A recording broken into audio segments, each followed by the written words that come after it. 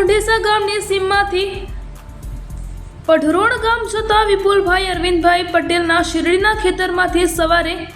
7:15 કલાક રિક્ષા number GJ19WB 1782 Bardoli તલાવડીમાં રહેતા ઇરફાન હુસેન સૈયદ અને તેમની પત્ની નિલોફર ઇરફાન હુસેન સૈયદ નામના ઈસમને મહુવા પોલીસ પેટ્રોલિંગ દરમિયાન જાણ થતા એ બંને ઈસમોને ઝડપી લીધા હતા। ત્યારબાદ મહુવા પોલીસ સ્ટેશનમાં લાવી પૂછપરછ કરતા રિક્ષામાંથી 3 મોટા કોથળામાંથી શંકાસ્પદ 75 કિલો ગૌમાંસ ઝડપાયું હતું, જેની